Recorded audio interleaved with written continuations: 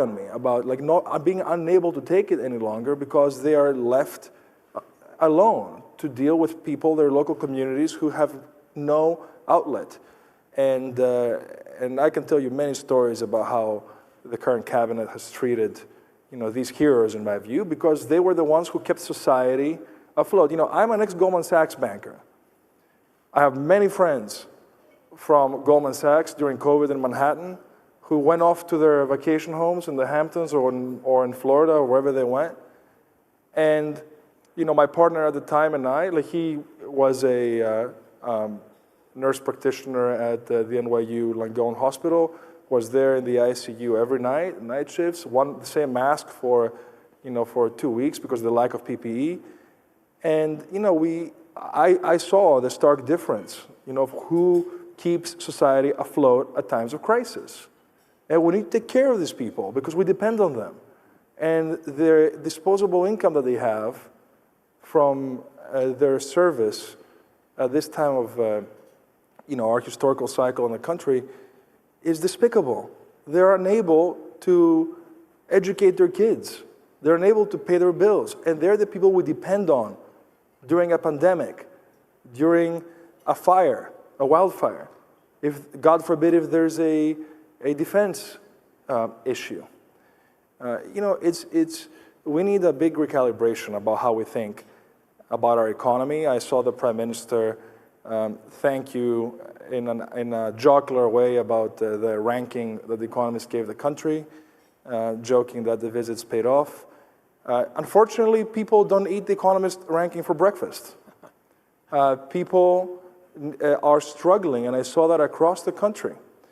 20% of society, I think, is faring well and improving in our country. I am not somebody who's going to,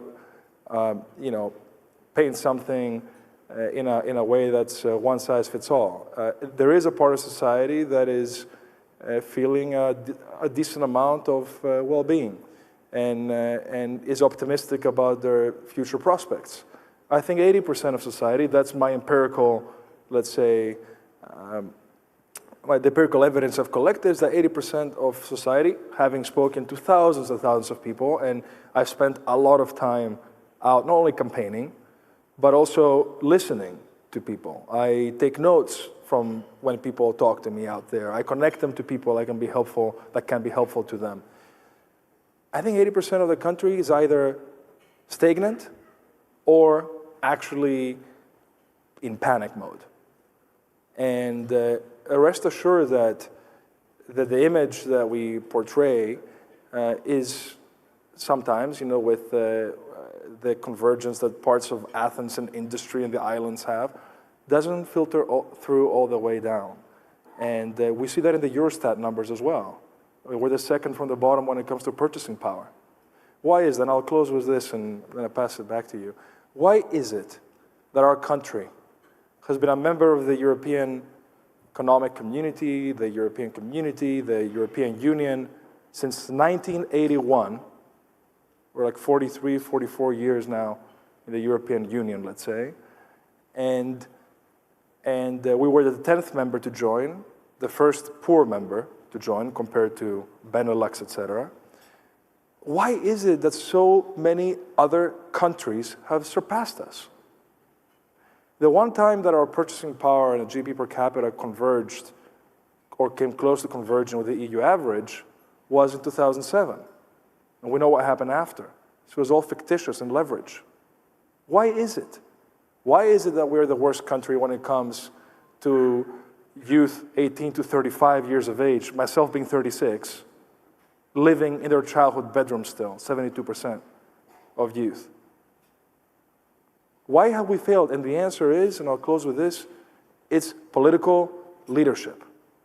Politicians have disappointed in this country. They have kicked my generation out because of the failure of their leadership and their policies.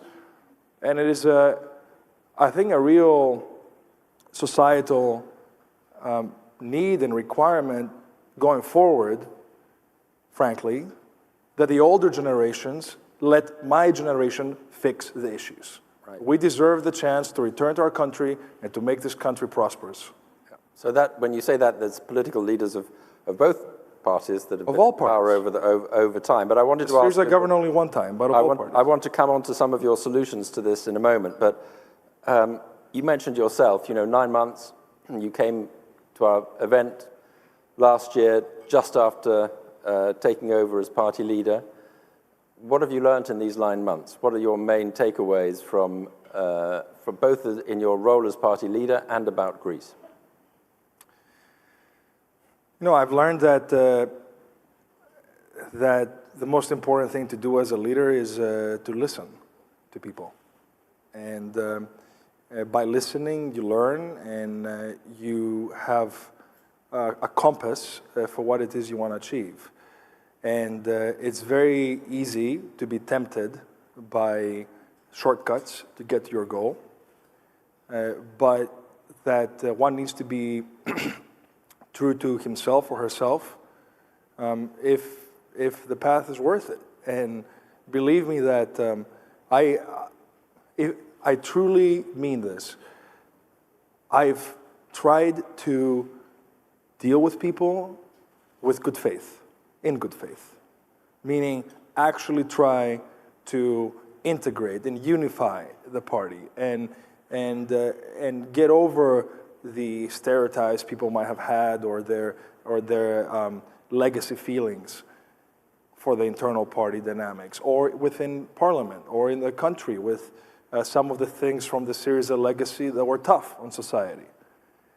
It takes time, and unfortunately, not everybody has genuine incentives to deal in good faith, to reciprocate in good faith with you.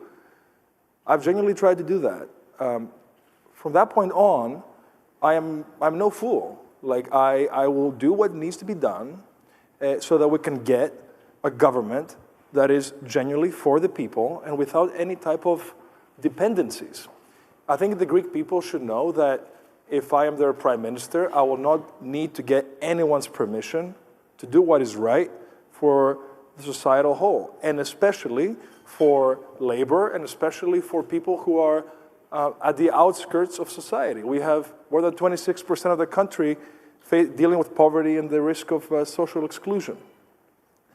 So we need to build a party that is truly independent. And the name of our party doesn't translate perfectly in English, the word radical.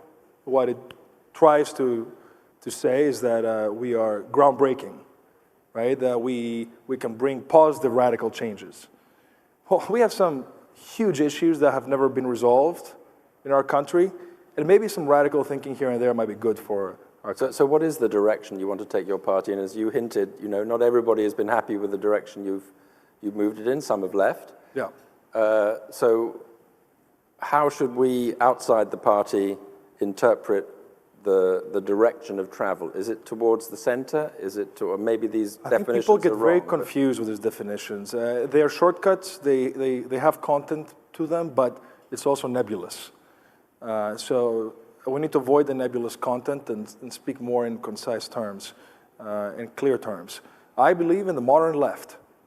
The modern left can be a modern paradigm for how open markets can work with the right regulation, with the right public goods and rights, just like healthcare and education, and with an appropriate interventionist government.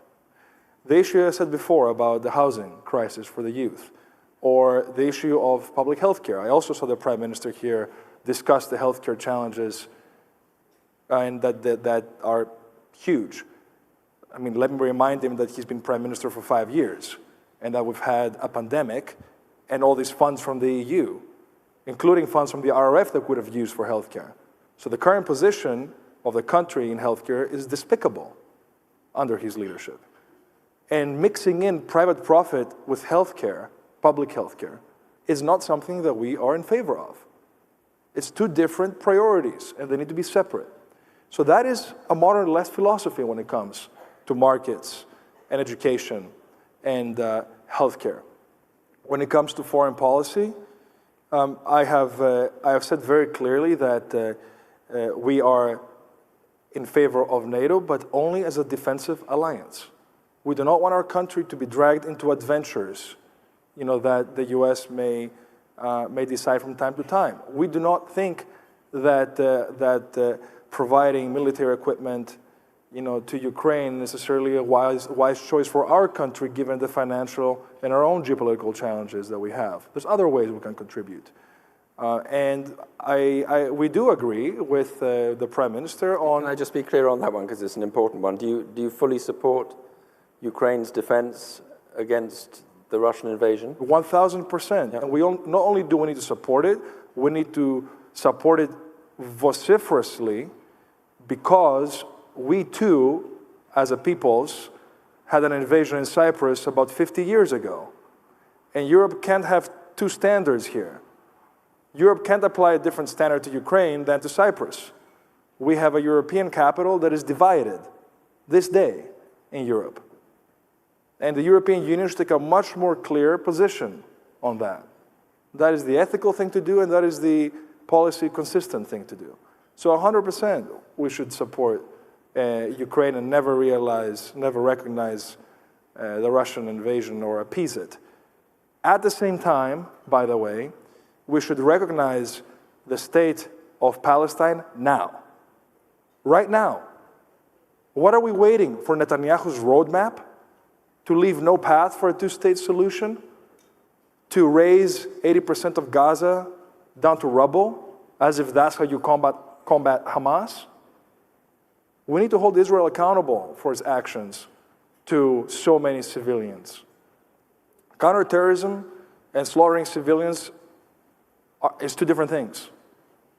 And we need Europe to take a clear stance on that. That's why people are not inspired by Europe anymore. It's a financial bargaining pool, and then it's, every country is kind of left on its own. There's no clear message. So if you look around the rest of Europe, for example, do you see other parties that are in a similar direction as the Syriza that you want? I mean, for example, the British Labour Party that looks as if it's set to win power tomorrow. Is that the sort of direction you want to go in? I think there's a lot of lessons from the Labour Party that we can adopt. Unfortunately, in my view, the Labour Party in the UK are not in EU politics anymore. So we can't call, let's say, on that example as a paradigm for our purposes. But yeah, it serves a lot of, there's a lot of aspects of what's happened to labor and how labor has restructured itself over the past several years that we ought to emulate. We have a crisis of progressive leadership in Europe, unfortunately, and we need to really bolster the leaders that we do have and try to cultivate examples for up-and-coming leaders.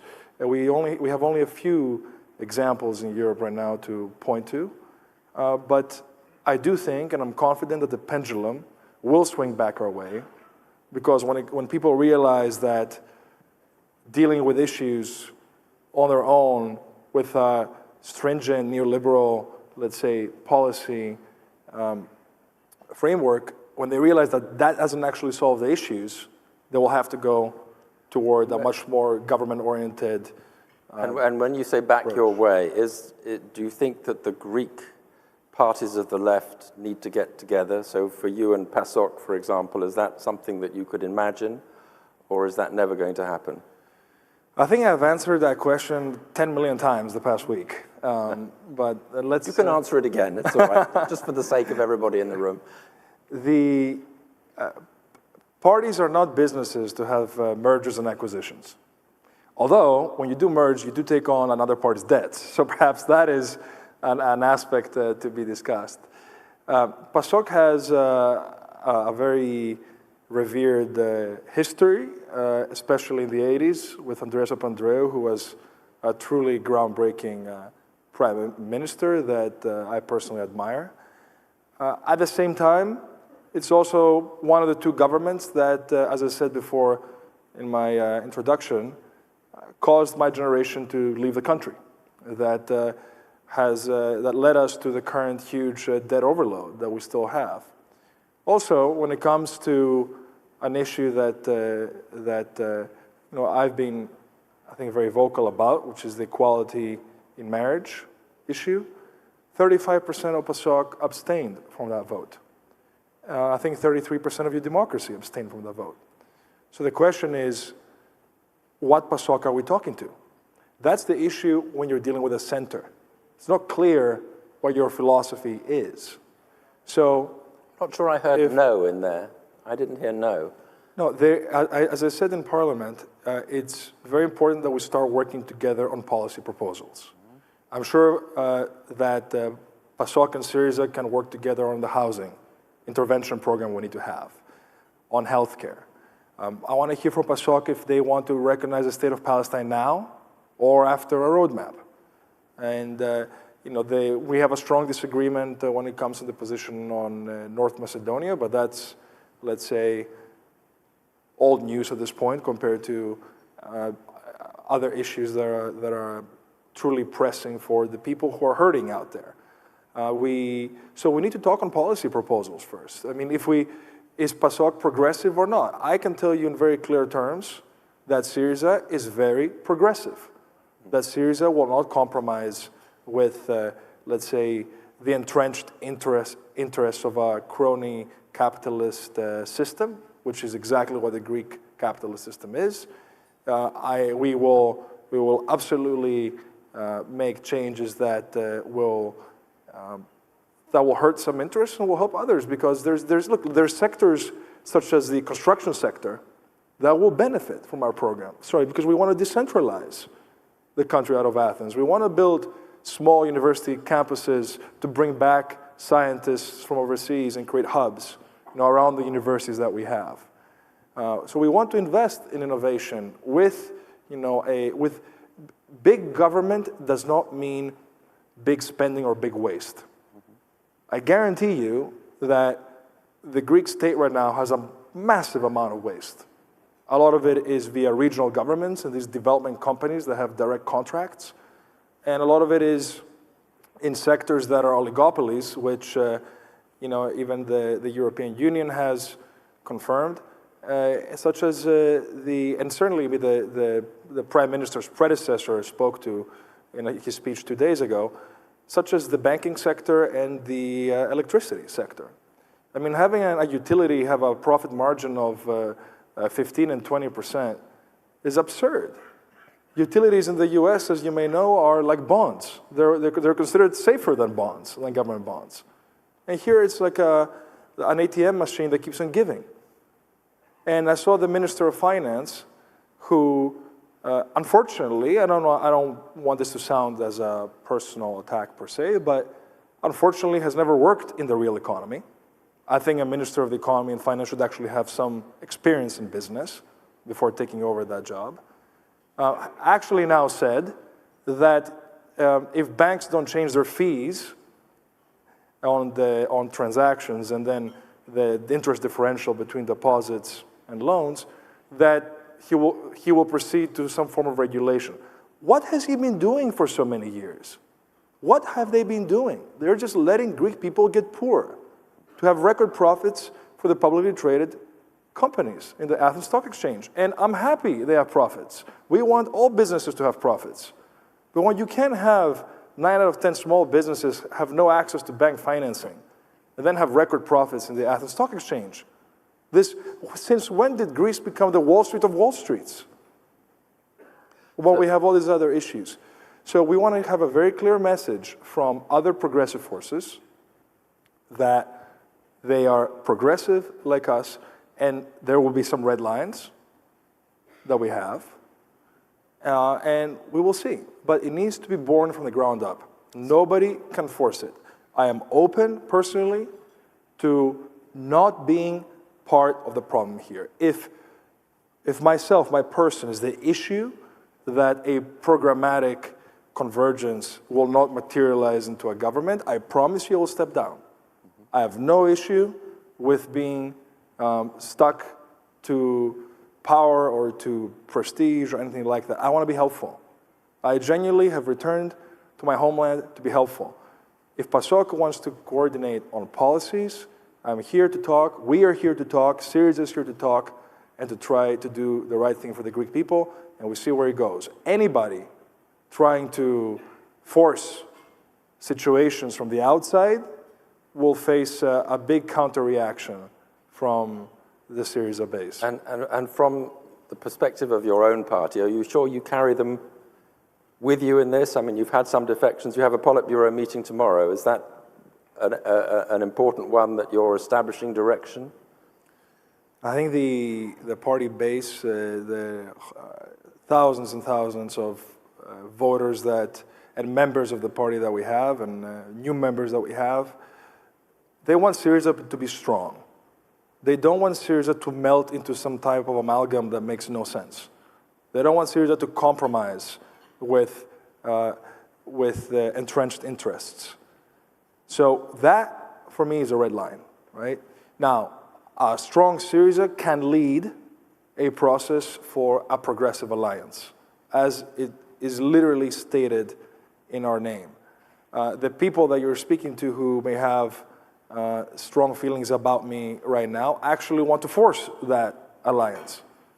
But I can guarantee you the message from the base is, first we want Syriza to be strong, independent, and not compromised.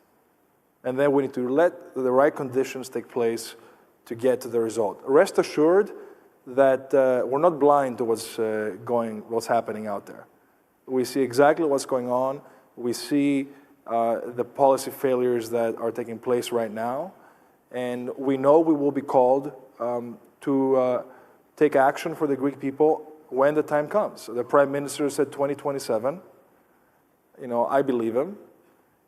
And therefore we have time not only to create the right foundation to have a progressive government in 2027, but we have time to create the right policy proposals and try to pass them. Rest assured that Mr. Mitsotakis will not agree with our bills. They will not pass, but the Greek people will know that there's bills ready to become laws, and laws for all of the Greek citizens. So could you just outline a couple of those bills, the most important ones that would be your flagship proposals? I think taxation needs to be a flagship proposal. Businesses pay an advance deposit for their income tax. That makes no sense. Large businesses pay the same tax rate as small businesses. I think we need a progressive tax rate. We need to have a way more progressive tax rate when it comes to personal income tax than what it is now, a much more progressive curve with big tax deductions for incomes especially below 60,000 euro. And we need to have a stable tax system. We need politicians out of it. It needs to be stable for 10 years. Politicians should not be mingling with it to be able to curry favor with business interests.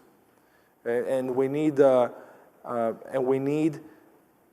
business income to be taxed once earned, not based on a theoretical formula. And when it's taxed, then it needs to apply within reason to your personal income tax. Right now we have a huge disparity between taxation on labor versus dividends, business dividends. And that clearly hasn't worked for convergence. It has not worked for the purpose of convergence. I mean, we see that in the statistics from Eurostat. So I think taxation for us is a pillar because honestly, that's kind of like where everything in the economy starts. And our country has some of the highest indirect taxes in Europe. I think 17% of our GDP is indirect taxes versus 11 in the rest of Europe. And indirect taxes is like inflation. You know, they are a form of making the weaker members of society poor. So we got to change that around. So we don't have much time left, but I want to ask a couple more questions, if I may. First is to turn away from... People getting hungry? No, that's the great tradition in Greece as well, to talk before dinner. So to get hungry is normal, as I understand it in Greece. I want to ask you, because you know America well.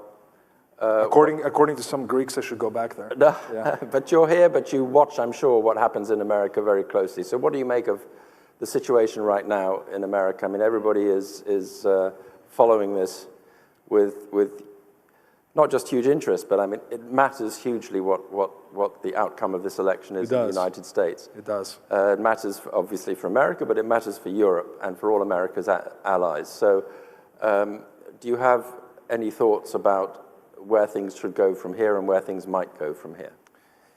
I watched the debate. I was in the US when it took place. I worked in 2007, 2008 on Joe Biden's campaign in the primary against Obama and Clinton. I had the option to start at the White House in 2009 after graduating in the middle of the financial crisis. I chose to work with his team, meaning I chose to go into finance, as is well known. I'm open about it. I love Joe Biden. I really do.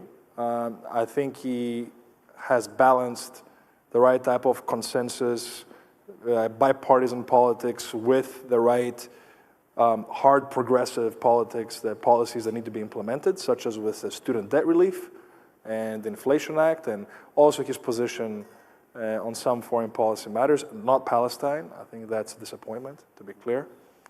I do not think that it will be easy for him to be reelected, given what was seen by people like myself who've loved him. And I think the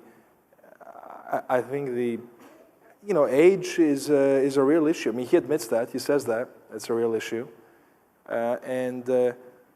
Someone could theoretically ask the question, if there's an age limit to get into the Senate, or I think it's 35 to be president, if I recall correctly, as an age limit, shouldn't there be an age limit to be president as well? I think it's 35 to be president. I think it's 35. Yeah. I think it's 30 for the Senate and 35 to be president. Yeah. So if you have a downward, let's say, limit, shouldn't you have a cap on age to be president? Shouldn't you have a cap on age to have somebody driving on the streets a certain car? It's a tough measure perhaps to say that, but it's very important, I think, to have a discussion, an open discussion about it. And to his credit, he's very, let's say, honest and transparent about it. I think it would facilitate things greatly for the world if the Democratic leadership going to the election could be one that wouldn't raise these types of concerns. Very clear, thank you. Last question, a more whimsical one. Do you regret coming back to Greece? No. Simple answer. It's the truth. Yes. No, and all kidding aside, it's been, now I'm talking like I'm going back, but it's been a true honor to be, the country's main opposition leader. I never thought, a year ago, extremely few people knew of me. I never thought that I would experience this thing. I want you to believe me that it's weird for somebody to leave their country at 14 and come back at 35, and for all these childhood and teenage memories and for them to float up, to emerge from your subconscious and really shape your personality in a mix of how you were and how you have been as an adult. And, I'm trying to, genuinely, every day, I'm trying to become more Greek in the way that I think the country, and rightfully so, expects of me to become, because I do think they see empathy and they do see that I understand the issues, but also to assimilate more to the culture here versus, the US and large metropolitan areas overseas that I've lived in. But at the same time, I've had people who say, well, hopefully he never learns how to be Greek, implying like don't get into the system and be absorbed and lose faith and have this defeatism. I hate this defeatism of our country that nothing can change. That's Greece, that's the way things are. And one of the biggest applause lines I've had anywhere I've spoken, from villages to large cities, is when I say, every day we wake up, we choose what Greeks we are, what type of Greeks we are. Are we modern European citizens, or are we remnants of the Ottoman Empire? And people truly react to that, because being Greek It's not just culture and tradition, it's a choice. It's a choice who we want to be. It's a choice for us to shape what being Greek means. There's a cultural choice, and we have two big poles, let's say, opposite poles in our country when it comes to being culturally progressive and being culturally conservative. I get it. I'm very proud that in this past election we won the youth again. We took back. We lost the youth. Now we're again #1 in this very important dynamic audience. Which age group 17 is to 35. Okay. Yeah. And I think people know, even from the culturally conservative side, that I respect them. I want to form bridges with them and to understand their issues. I'm not punitive in terms of, that you are a bigot or something like that. Like I don't paint people in broad strokes. I do believe people have good intentions at heart. So culturally, I think we can bridge toward progress. And then I think the rest comes down to policy. We got to have clear policy proposals that people can believe that somebody can actually implement an independent government. So. Thank you very much. I think we'll leave it there, but I do appreciate you coming here this evening and explaining your policies. Thank you. Terrific. Thank you.